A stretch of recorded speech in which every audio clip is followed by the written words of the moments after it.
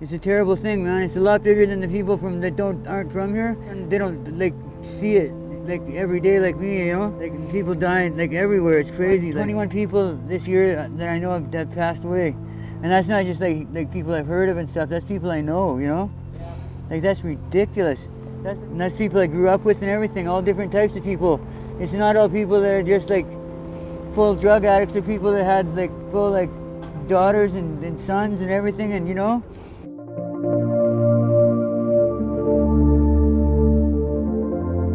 The opioid crisis really began for me in the work that I was doing about 2 years ago, when we started noticing larger numbers of people sort of disappearing from the services that they were accessing. It didn't necessarily make the connection to opioid crisis at the time, but definitely rising numbers of people who were missing in action.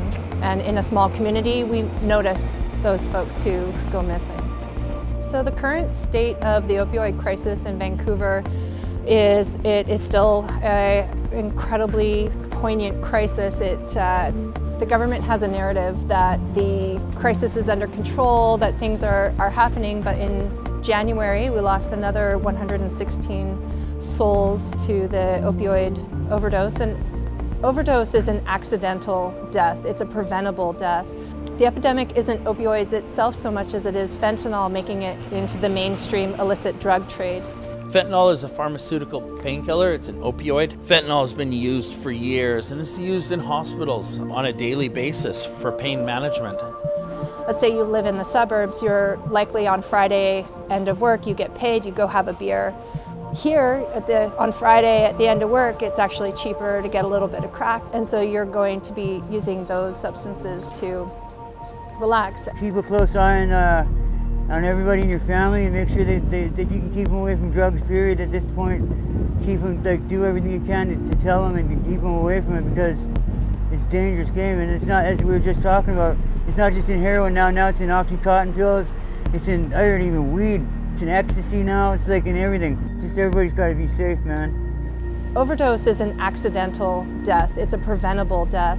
In 2016, 914 souls were lost to this opioid epidemic. I think that the community is pretty clear on what it needs. We need more supports in place, and we definitely need to take the stigma off of addiction, mental health, poverty. So everything along a spectrum, we need a spectrum of care. So everything from opioid replacement, as well as prescription opioids, all the way to treatment, long-term treatment, if folks want abstinence, and we can help get them into those areas as well. It doesn't just impact the people down here. It impacts all of society. We've lost many community members that are just recreational users. We've lost many members of different parts of the community that are, just out of recovery and not been using for a long time. It's hard to understand why somebody couldn't just stop. I really believe that each and every one of the people that I walk with and have the opportunity to walk with are really recovering from absolutely everything prior to this very moment. I wish everybody understood that each and every one of these people that use substances are equal to each and every other individual, that all people are worthy of health, well-being, not being stigmatized, not being marginalized. I wish that everybody understood that everybody that's passed in the last year is someone's mother, brother, sister, mother, father. The problem with the stigma is it dehumanizes the people in this area, and when fentanyl started to make its way into the illicit drug trade, people who are down here are seen as less than human, despite the fact that the reasons that they're here are systemic in nature and that other people are benefiting from the fact that they're here. I believe that taking action as an individual is writing your MLA and saying, you know what, we need this to change. We need to stand for everybody in this society. What has limited the damage of this is the community-based action.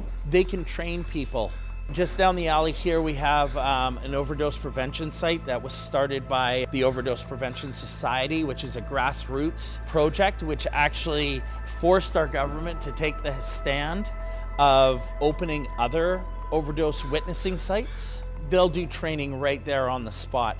Recovery is a process that can be using on a daily basis, but we have to give people the option, and we have to be there along to support them in making any decisions that they want to move to that healthier, stronger, safer space. As an individual, I would get trained in naloxone training and carry a kit with you wherever you go. You can save a life just by a little bit of training. The naloxone program is actually one of the most effective ways of preventing accidental overdose. Naloxone is a opioid receptor blocker. So we have these receptors in our brain that the opioid, when put into the system, adhere to. And so that's how we get high. What happens is when we put the receptor blocker into the system, it knocks out all the opioids out of the system and reverses the effects of an overdose. You know, the world's a better place with you in it, man, and you know, no high's really worth dying over, I think.